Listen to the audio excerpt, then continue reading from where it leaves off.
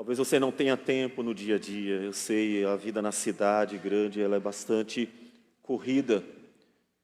Mas só por um momento, observe, pense na criação ao redor. O seu acordar, o seu dormir. Você comeu, e se porventura está de jejum, é provável que mais tarde o fará.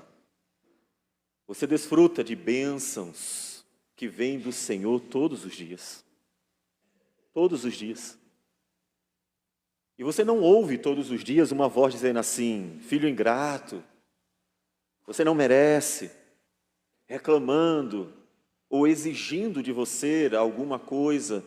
Você simplesmente recebe. Mas ainda podemos pensar nos demais que, negando ou desprezando na prática a existência de Deus, vivem ignorando que todas as boas coisas vêm dele.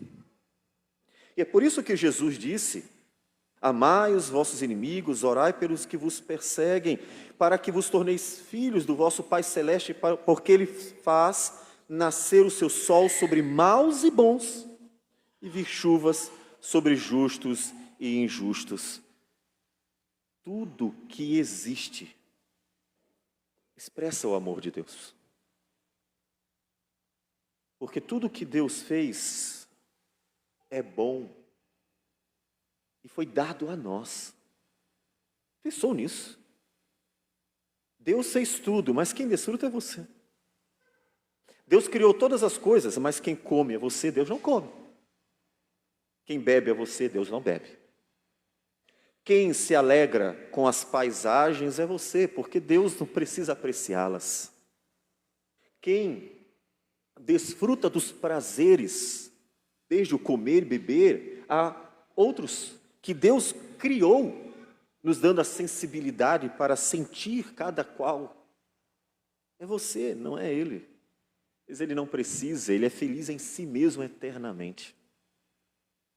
Portanto, toda a criação revela o amor de Deus. Pense, toda a criação foi feita e dada a nós, para nós desfrutarmos, de tal modo que nem os anjos desfrutam desta criação. A nós foi dada. Cada delícia da criação é uma dádiva do Senhor para nós. Portanto, a criação inteira manifesta o amor de Deus. E a gente vê na criação como o amor de Deus é bom, como o amar é algo bom. É realmente bom. Em nenhum momento Deus nos deu coisas ruins. E tudo que nós sofremos é por causa do pecado. De forma que a justiça de Deus se manifesta nos castigos e disciplinas para glorificar, é claro, a santidade de Deus necessariamente. Não pode ser diferente. Caso contrário, Deus não seria santo. Mas tudo que Deus fez é bom.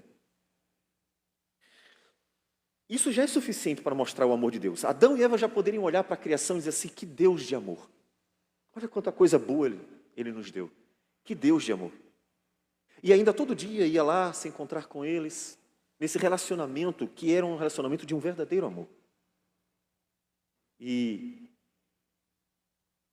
tudo que nós desfrutamos mostra que o amor é algo bom. Só que a história da redenção que nós estamos vendo, inclusive em Jeremias, e nesses 2 capítulos, ele fala bastante sobre os dias de Cristo e até posteriores a Cristo, nos mostra que o amor de Deus não se reduz à criação, às coisas boas que Deus nos deu. O amor de Deus vai mais.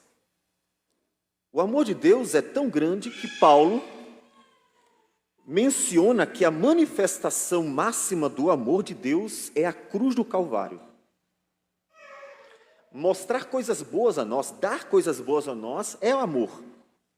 Você dar coisas boas aos seus filhos, ou às pessoas que você ama, até mesmo um amigo, você compra o melhor presente, dá, você faz coisas boas. Isso pode ser que esteja manifestando amor, pode ser que não. Porque muitas vezes damos coisas boas apenas para alimentar a nossa própria vaidade. Observem que as pessoas que mais fazem doações no mundo, as pessoas não são cristãs. Os maiores doadores para entidades carentes no mundo não são cristãos. São pagãos. São políticos, são bilionários, são donos de não sei quantas empresas. São pessoas que fazem esse tipo de caridade, por N razões. Portanto, o amor pode ser mostrado em fazer algo bom, mas nem sempre aquilo que se faz de bom evidencia um amor verdadeiro. Todavia, a cruz do Calvário manifesta como o amor é de fato.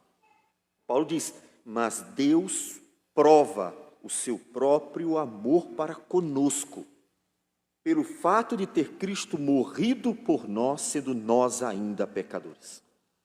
Você olha para a criação, para todas as dádivas, para as alegrias e os prazeres que Ele nos deu, Ele criou e nos deu, e diz assim, Deus nos ama. Mas se em algum momento você ficou em dúvida, você olha para a cruz do Calvário e você tem a plena certeza, Ele realmente ama. Porque ali Ele mostrou o que significa amor, na negação de si mesmo. Ele não exigiu de nós algo, Ele simplesmente deu. Ele negou a si mesmo. Jesus se esvaziou completamente de sua glória e deu a si mesmo a nós. Como Paulo vai nos dizer em Filipenses capítulo 2. Antes a si mesmo se esvaziou, assumindo a forma de servo, tornando-se em semelhança de homens e reconhecido em figura humana. A si mesmo se humilhou, tornando-se obediente até a morte e morte de cruz. A manifestação máxima do amor de Deus está no esvaziamento de Cristo Jesus. Ele não só nos deu coisas boas, Ele deu a si mesmo. Ele não só nos deu coisas boas, Ele negou a si mesmo. De forma que o que Ele nos deu de bom, realmente, foi por amor. Ele não fez por vaidade, orgulho ou interesse pessoal. Ele fez por verdadeiro amor. E Jeremias 31 e 32 nos mostra o poderoso e gracioso amor de Deus. Nós vamos fazer apenas a leitura de alguns versículos. Já lemos todo o texto. E ele começa dizendo, naquele tempo, diz o Senhor, serei o Deus de todas as tribos de Israel, e elas serão meu povo. Assim diz o Senhor, povo que se livrou da espada logrou graça no deserto. Eu irei e darei descanso a Israel. De longe se me deixou ver o Senhor dizendo, com amor eterno eu te amei. Por isso, com benignidade te atraí. Senhor Deus amado, o teu amor só pode ser medido por um ato. Ele é o único capaz de medir o teu amor. A cruz.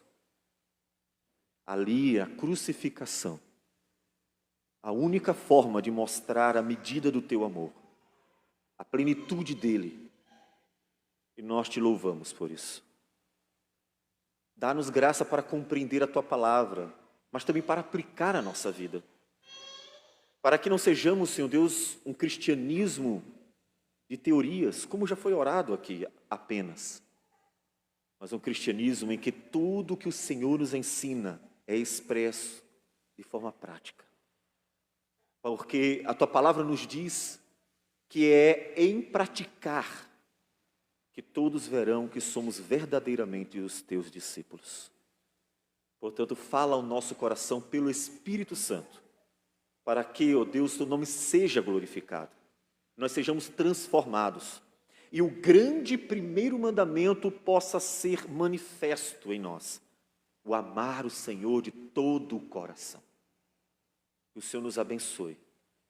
Fala conosco, Senhor, em nome de Jesus. Amém, Senhor. Amém.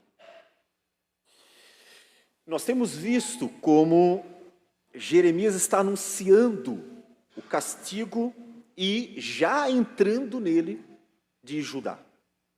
Ele foi anunciando aos pouquinhos, até que o tempo está passando, e os textos começam já a mencionar um povo em cativeiro.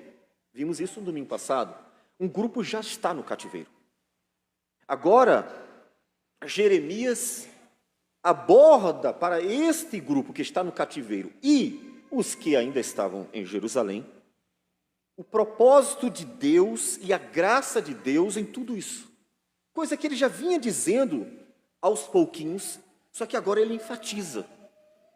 Tudo aquilo que estava acontecendo de ruim tinha um propósito bom. Tudo aquilo que estava acontecendo e que iria machucar os homens tinha um propósito tremendo, a redenção do seu povo. Porque Deus estava disciplinando, corrigindo e purificando um povo para que esse povo, inclusive, fosse um instrumento da salvação, porque Cristo Jesus, aquele que ele anuncia no versículo 31, eis aí vem dias, diz o Senhor, em que firmarei nova aliança com a casa de Israel e com a casa de Judá, ou seja, Cristo Jesus, que em Mateus 26 anuncia e estabelece a nova aliança no seu sangue, pudesse vir e redimir os pecadores, todos os pecadores que estivessem unidos a Cristo Jesus. E tudo isso Deus, logo no início do texto, diz que faria por amor. Com amor eterno eu te amei, por isso com benignidade te atrai. O amor de Deus é causa da história redentora, da obra redentora. Alguns dirão, mas tudo isso é para a glória de Deus. Com certeza. Não tem como pintar um lindo quadro e não glorificar o autor daquela obra. E a obra da redenção é a mais bela pintura divina e, portanto, glorifica a Deus, mesmo que os homens nada digam. Porque só a apreciação desta obra é suficiente para anunciar sua beleza. Os olhos brilham quando contemplamos uma beleza desta natureza. Deus está mostrando o seu amor. E no seu amor, ele anuncia que o final desta obra mostrará todo o bem, todas as bênçãos de Deus. Porque o propósito dele é trazer ao seu povo o novo céu e a nova terra. Que podemos dizer que está anunciado no versículo 4. Ainda te edificarei e serás edificada, ó Virgem de Israel. Ainda serás adornada com os teus adufes e sairás com o coro dos que dançam. Poderíamos dizer que ele está mencionando o retorno de Judá também.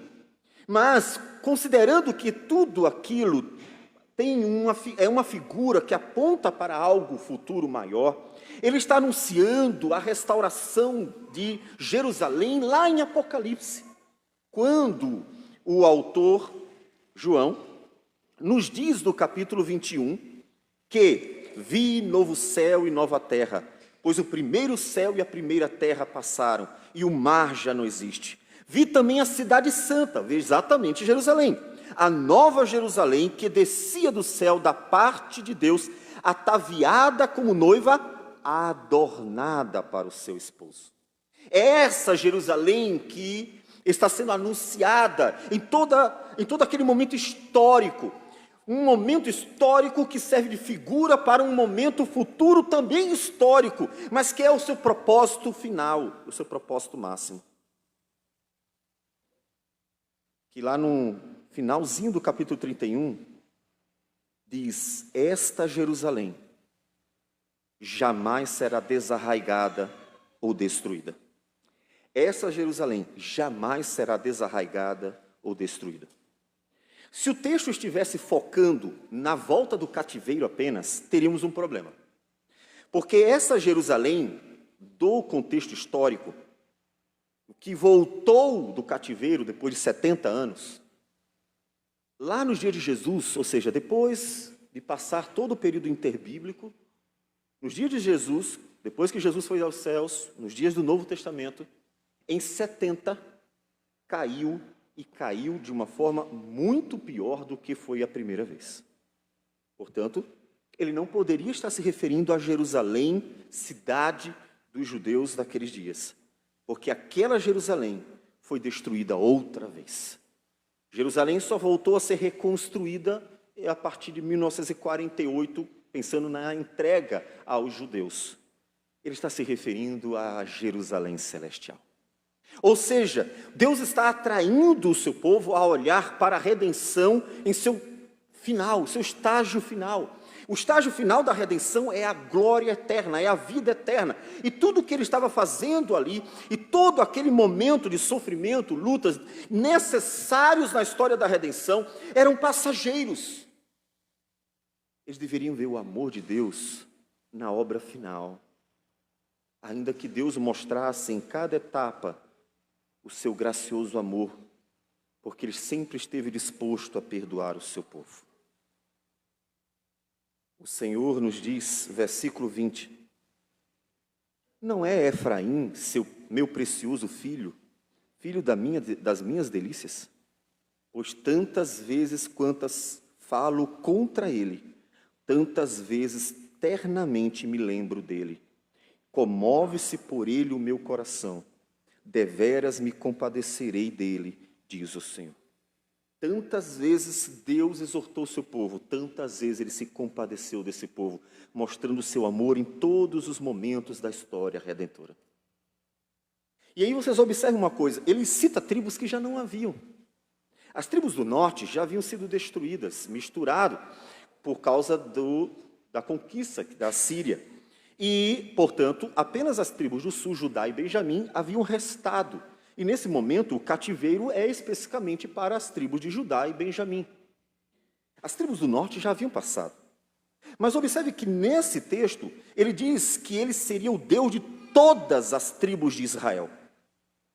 Ele não está se referindo apenas ao cativeiro e o retorno do povo. Ele está se referindo a uma obra que seria concluída, a redenção. Quando a redenção fosse alcançada pela nova aliança, então todas as tribos de Israel serviriam ao Senhor do jeito como Deus sempre quis, de todo o seu coração. E isso inclui nós. Isso inclui nós. O Senhor perdoaria as suas iniquidades e os seus pecados jamais se lembraria. Isso inclui nós. João, na sua primeira carta, provavelmente está fazendo menção desse versículo aqui. Capítulo 31 de Jeremias, versículo 34. Vamos ler o 33 e o 34. Diz assim: porque esta é a aliança que firmarei com a casa de Israel. Depois daqueles dias, diz o Senhor, na mente lhes imprimirei as minhas leis, também no coração lhes inscreverei, eu serei o seu Deus, e eles serão o meu povo. Não ensinará jamais cada um ao seu próximo, nem cada um ao seu companheiro, dizendo, conhece ao Senhor, porque todos me conhecerão, desde o menor até o maior deles, diz o Senhor, pois perdoarei as suas iniquidades e dos seus pecados, jamais me lembrarei. E aí lá na frente, o apóstolo João aplica isso à igreja neotestamentária, quando, em primeira carta de João, capítulo 2, versículo 27, ele diz assim, quanto a vós outros, a unção que dele recebestes permanece em vós, e não tendes necessidade de que alguém vos ensine, mas como a sua unção vos ensina a respeito de todas as coisas, e é verdadeira e não é falsa, permanecei nele, como também ele vos ensinou.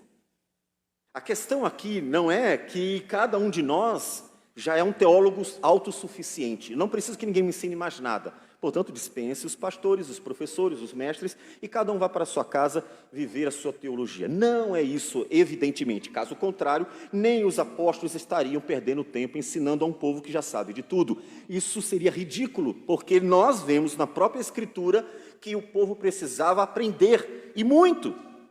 Tanto que Paulo diz que ele enviou pastores e mestres para ensinar o povo a viver para a glória do Senhor. Mas o que ele está mostrando é que, diferente de Israel, que mesmo sendo um povo religioso e vivendo dentro da religião judaica estabelecida pelo próprio Deus, esse povo precisava ser exortado constantemente a viver aquilo que eles estavam ouvindo. Ou seja, eles precisavam que profetas lembrassem constantemente qual era, de fato, a vontade de Deus para eles, quando eles estavam sempre diante dela, porque Deus estava sempre revelando para eles a sua vontade.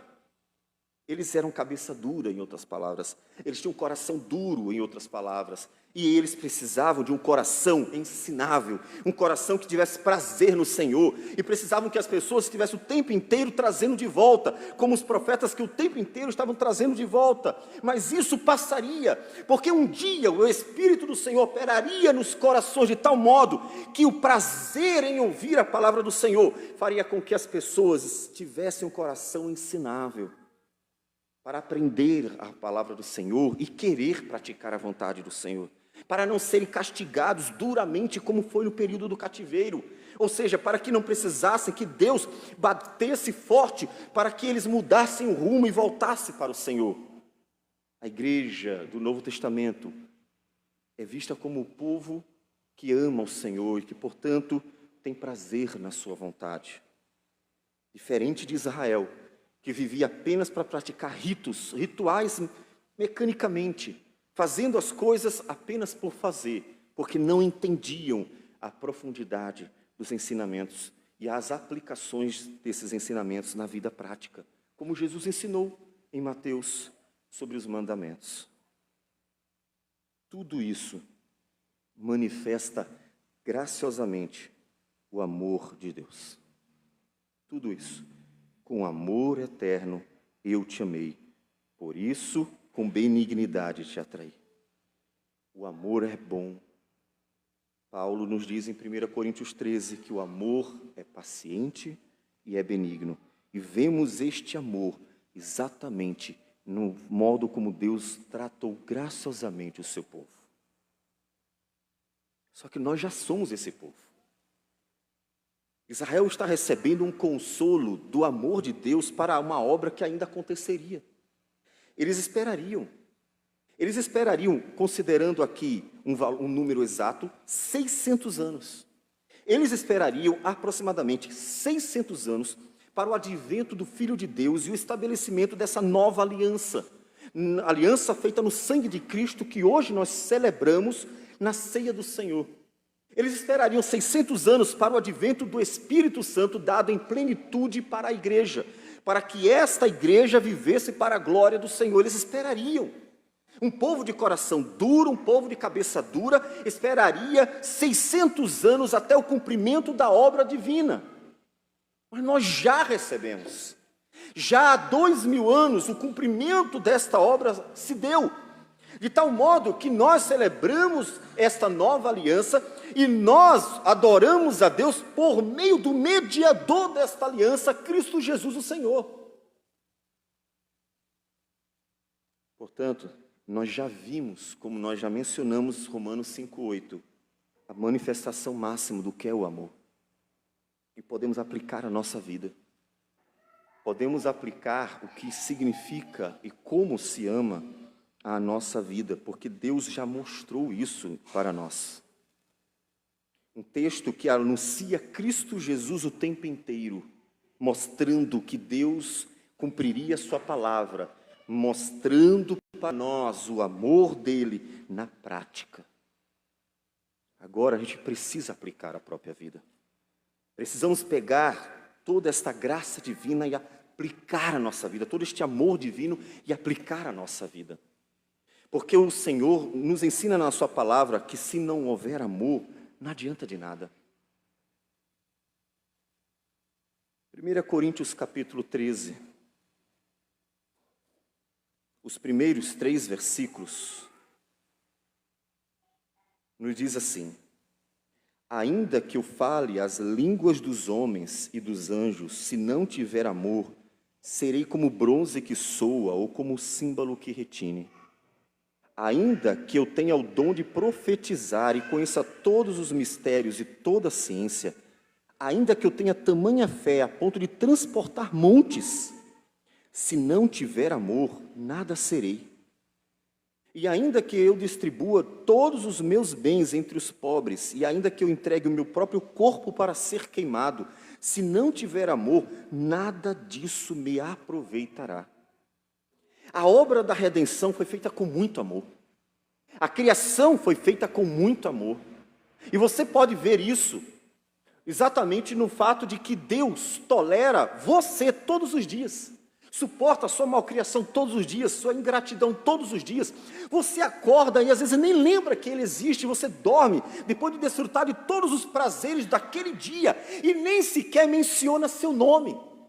Como já foi orado aqui, poderíamos citar os seus pecados, e teríamos muito tempo para conseguir esgotá-los.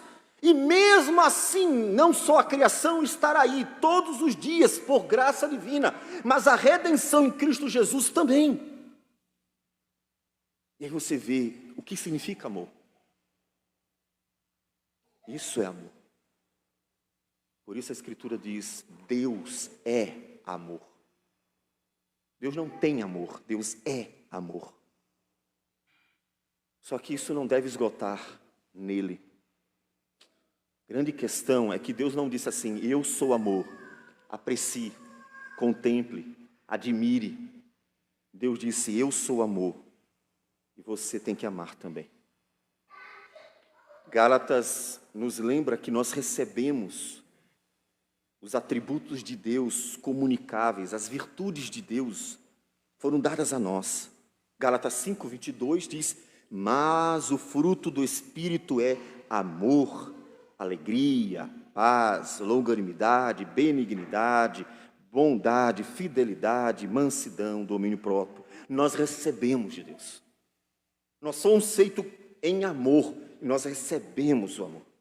Nós somos capazes de amar porque fomos feitos à imagem de Deus. E pelo Espírito isso é restaurado, isso é trazido de volta. Nós somos capacitados novamente a praticar aquilo que vemos no próprio Deus. A tal ponto de Deus exigir 3 vezes, resumindo toda a Escritura, Deus exigir 3 vezes o amor. 2 dessas vezes nós encontramos em Mateus 22. O texto diz que um fariseu chegou para um intérprete da lei para experimentar o Senhor Jesus e pergunta no versículo 36. Mateus 22, 36. Mestre, qual é o grande mandamento da lei? Respondeu-lhe Jesus, amarás o Senhor teu Deus de todo o teu coração, de toda a tua alma e de todo o teu entendimento. Este é o grande primeiro mandamento. E o segundo semelhante a este é, amarás o teu próximo como a ti mesmo. Observe a conclusão, o final destes 2 mandamentos, amar a Deus de todo o coração e amar o próximo como a si mesmo, dependem toda a lei e os profetas.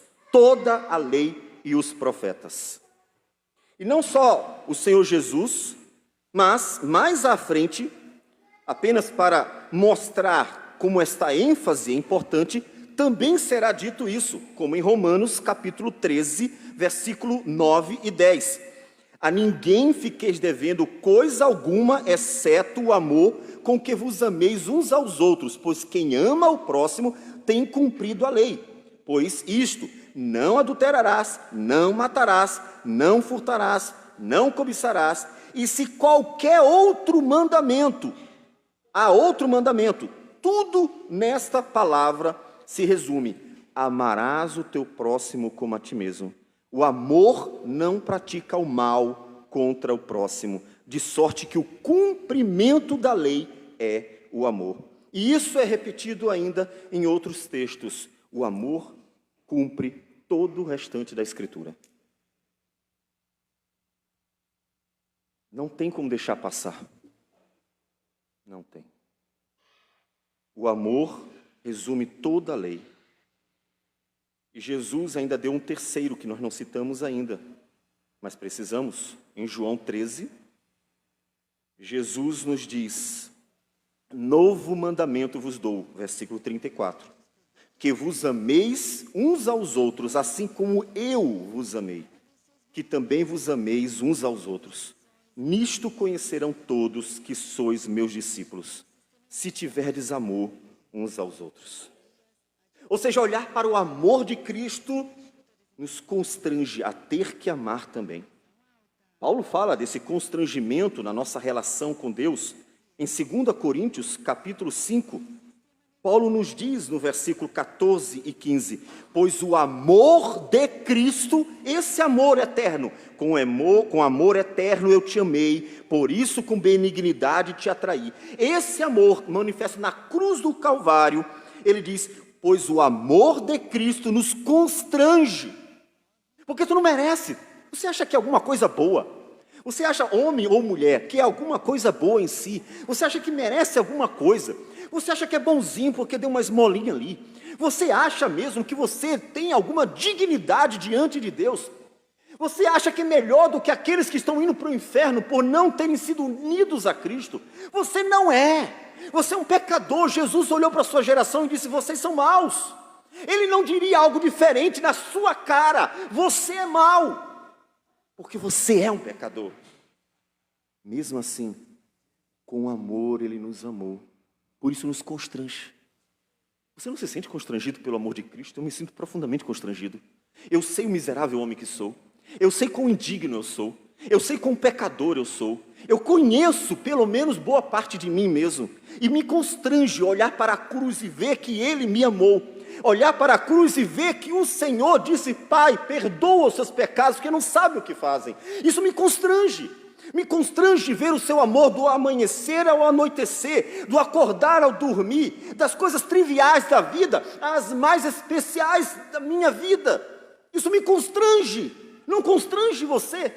Se você não é constrangido pelo amor de Cristo, é porque você não entendeu o amor de Cristo, você não conhece o amor de Cristo, porque não tem como não ser constrangido pelo amor de Cristo, porque eu sei quem eu sou e indigno desse amor. Talvez você não conheça a si mesmo, por isso não se constrange, porque aqueles que acham que são bons demais, acham que merecem tudo, você não merece nada. O amor de Cristo nos constrange. Julgando nós isto, um morreu por todos, logo todos morreram. E ele morreu por todos, para que os que vivem não vivam mais para si mesmos, mas para aquele que por eles morreu e ressuscitou. Não tem como ser diferente. Somos constrangidos pelo amor de Deus. E Paulo aplica isso à sua própria vida em Gálatas 2:20, dizendo, logo já não sou eu quem vive, mas Cristo vive em mim. E esse viver que agora tenho na carne, vivo pela fé no Filho de Deus, que me amou e a si mesmo se entregou por mim. Eu vivo para Ele, eu sou dele. Então você pode observar que há duas aplicações fundamentais. A primeira é o conforto que nós mencionamos no início. Deus ama um povo, Deus ama seu povo, Deus ama de verdade. O amor de Deus não é aquele amor que fica cobrando, exigindo, reclamando, fazendo confusão. Isso não é amor. O amor de Deus é verdadeiro, é real, é puro, é bom, é santo, é benigno. O amor de Deus é verdadeiro. Ele ama mesmo, e o amor dele é demonstrado não só nas coisas boas que ele nos dá, mas na abnegação, no ter deixado a si mesmo, negado a si mesmo, para se dar a nós. É um amor verdadeiro. Portanto, somos confortados nesse amor. Não é pelo que eu sou. Eu não estou esperando que Deus exija de mim, olha, eu só te amarei se você for bom. Nós amamos coisas boas. Por exemplo, se você não gosta de uma comida, você não gosta daquela comida. Mas se você gosta de uma comida, você vai dizer assim, eu amo isso aqui. Se alguém te faz bem, você vai dizer assim, como eu amo aquela pessoa. Mas se aquela pessoa te aborrece, te enche o saco, te perturba, você vai dizer, cara, é muito chato estar com aquela pessoa. Você gosta de coisas boas. Então você ama aquilo que te faz bem. Não é o amor de Deus. O amor de Deus não é assim, fulano é tão bonzinho. Olha, ele ora todo dia. Ele lê a Bíblia, ele vai à igreja. Eu amo aquela pessoa, como ela é boazinha. O Senhor Jesus olhou para o ladrão que estava ao lado, um deles na cruz, e simplesmente para aquele homem miserável, condenado até pelos homens, que indignos, mas condenaram ele também. Ou seja, pecador condenando pecador. Ou seja, alguém que não merecia nada nem dos homens. E estava ali o Deus Santo, vivo e verdadeiro, e olhou para ele e disse assim: hoje mesmo estarás no paraíso comigo. Ele amou um homem indigno. Paulo diz: eu sou o pior dos pecadores, porque eu concordei com a morte de cristãos. Eu persegui a igreja.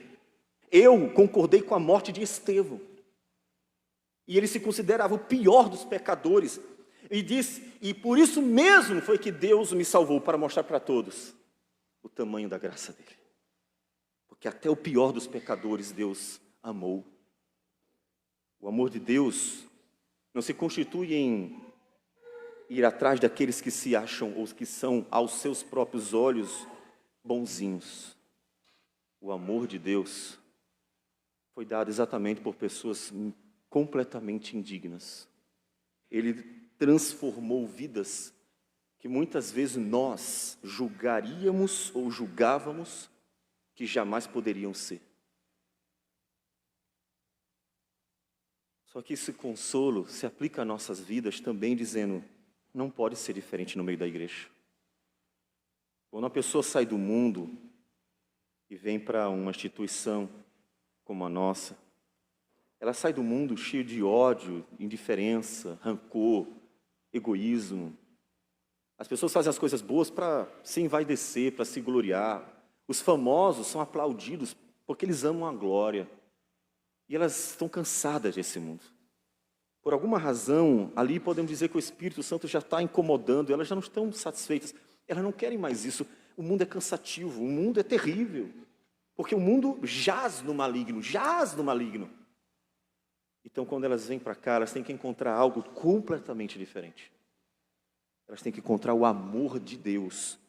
Elas não têm que apenas ouvir, repetindo as palavras do presbítero Marlon, não apenas a teoria, e ouvir: com amor eterno eu te amei, por isso com benignidade te atraí. Elas têm que ver. Elas não têm apenas que ouvir que Deus é amor. Nós cantamos isso, pessoas cantam isso em todos os lugares e em todas as religiões. Elas têm que ver isso funcionando. Foi o que o Senhor Jesus disse em João, que nós já lemos, capítulo 13, versículo 35. Ele disse que na prática nós mostraríamos ser discípulos dele. Nisto, ou seja, na prática do amor, do mesmo amor com o qual eu amei vocês, conhecerão todos que sois meus discípulos, se tiverdes amor uns aos outros. Não é uma questão teórica, é prática. O conhecimento disso tem que gerar vida, caso contrário, ele não fará nenhuma diferença para você. Você está aqui por quê? Você canta no querigma por quê? Você é presbítero por quê? Você é diácono por quê? Pastor por quê? Você faz a obra, trabalho, limpa o chão. Você oferta, dizima. Você faz seja lá o que for. Por quê?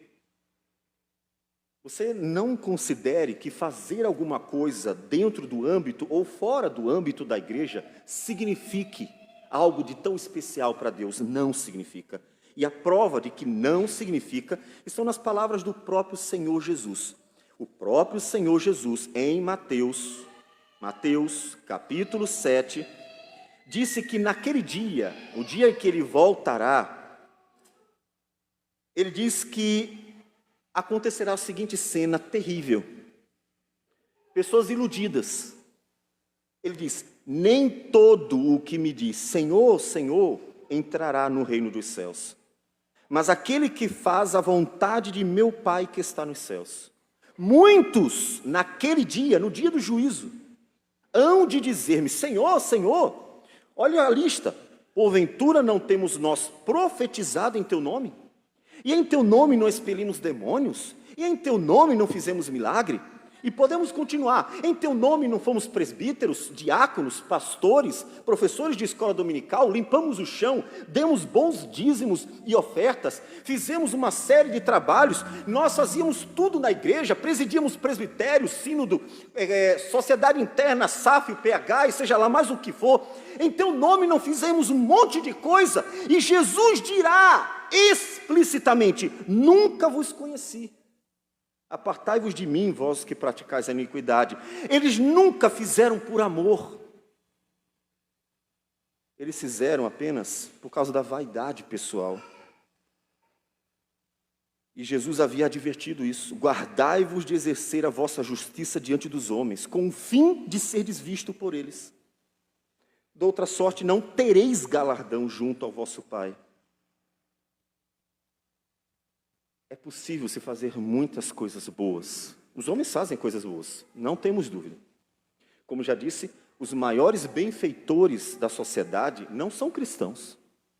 Nos dias do Senhor Jesus, do Império Romano, o maior benfeitor da sociedade dentro do Império Romano era exatamente o imperador. O imperador que mandou matar cristãos, o imperador que se tornou terrível na perseguição, era considerado o maior benfeitor. Sabe por quê? Porque, de vez em quando, o imperador ordenava que fosse dado do cofre público pão, comida aos pobres, e eles davam em grande quantidade. Ou seja, tirava dos cofres públicos do dinheiro que, portanto, pertencia ao governo e dava pão para todo mundo, os pobres. Ele, então, era chamado de o sumo benfeitor, o maior benfeitor. Por quê? Porque outras pessoas também faziam obras de caridade em menor quantidade, considerando, obviamente, suas posses, seus bens. E nem por isso, tais imperadores que perseguiram e mataram cristãos serão, no último dia, considerados homens de Deus, porque fizeram alguma coisa boa. Porque eles não fizeram por amor, eles fizeram para que o nome deles fosse aclamado por todos. Por que você faz alguma coisa? No último dia, o que importará será se Deus recebeu o que você fez. Você já se perguntou isso? Você já se perguntou se o que você está fazendo está sendo recebido por Deus ou só aparentando para nós? Ah, está todo mundo vendo, olha como eu canto bonito, ou como eu faço uma coisa bonita, ou como eu prego bonito, ou como eu sou um bom diácono, um bom presbítero, um bom professor, um bom seja lá o que for. Isso não vai valer nada. Se no último dia o Senhor disser para você assim: cara, homem, mulher, tu só fez para aparecer, você só queria o relatório gordinho, aparecer diante dos outros e mostrar que você era alguma coisa. No final, você já recebeu a recompensa. Jesus disse isso, não adianta de nada. Porque a única pessoa que importa agradar é Ele. De todas as pessoas do mundo, a única que importa agradar é Ele. Por isso os profetas aceitaram morrer. Já se perguntaram como Jeremias e outros profetas não agradaram ninguém? Jeremias e os outros profetas sofreram e morreram por não agradar ninguém. Aí você diz assim: de que valeu? Eles agradaram uma pessoa. Eles agradaram a Deus. Eles não se importaram com a crítica, eles não se importaram com o que diziam, eles não se importaram com se estavam gostando ou não. Eles se importaram com uma coisa: obedecer a Deus. Deus diz: diga, assim diz o Senhor. E eles abriam a boca e falavam. Se para ricos ou pobres, poderosos ou povo qualquer, se pessoas conhecidas ou desconhecidas, eles não se importavam. Se gostavam ou não gostavam, o problema era deles. Eles tinham que abrir a boca e anunciar. Uma única pessoa se agradava da mensagem dele às vezes: Deus, basta. Basta. Pegue a lista de sofrimentos dos homens de Deus do passado. Verá que nenhum deles teve recompensa em vida. Nenhum deles foi aclamado em vida. Nenhum deles foi aplaudido em vida. Nenhum deles foi benquisto em vida. Todos sofreram por não agradarem os homens que não queriam ouvir a verdade. Mas eles estavam anunciando a palavra do Deus de amor. a verdade. Por que você faz as coisas? Não adianta ter uma igreja bonita, bem estruturada, bem organizada, com pessoas vazias, por não terem amor no coração, por não saberem se compreender, por não saberem se aceitar, por não saberem lidar com as diferenças, por não saberem lidar com as limitações, por não saberem lidar com os seus defeitos, dificuldades, por não saberem lidar com a realidade que somos assim. Somos pecadores, falhos e limitados e precisamos constantemente de aperfeiçoamento. Não nascemos prontos, não estamos prontos e vamos ter que esperar ficar prontos no último dia. Então temos que ter paciência. Não é por acaso que Paulo diz em 1 Coríntios 13, versículo 4, o amor é paciente. Interessante, é a primeira palavrinha. É muito interessante Paulo definir o amor com a paciência. Porque é, com certeza, uma das principais virtudes que precisamos ter. Por quê? Olha para você mesmo. Tu acha mesmo que não enche o saco, cara? Olhe para si mesmo. E você verá como nós precisamos de um amor de verdade. Nada aqui vai valer se Deus não estiver recebendo. Sinceramente, pare de cantar. Pare de ensinar. Pare de fazer alguma coisa, para tudo. É melhor que você não faça nada. E no último dia, não seja recebido com palavras duras, que dirão, você só fez tudo por vaidade, do que você fazer tudo o que você faz e ser realmente deixado para trás, por estar se iludindo. Pare. Essa igreja precisa de uma coisa acima de todas as outras. O amor de Deus. Se não houver o amor de Deus em seu coração, nada mais vale. É o primeiro mandamento, é o segundo mandamento, é o terceiro mandamento. Me diga aí, tem algum mandamento maior que o amor? Me mostra, por favor. É o primeiro, é o segundo, é o terceiro. Você pode ser o papa da igreja. Se você não tiver amor, tu não vale nada. Paulo diz, se não tiver amor, nada serei, não adianta. Você pode transportar os montes, ele diz, pegar um monte e virar daqui para ali. E todo mundo dizia assim, oh, essa pessoa tem fé para transportar os montes. E Deus dirá, e daí? É vazia, não tem amor, não tem Deus, porque Deus é amor. Então acorda. Deus mostrou o seu amor na cruz. Ele não nos salvou por capricho.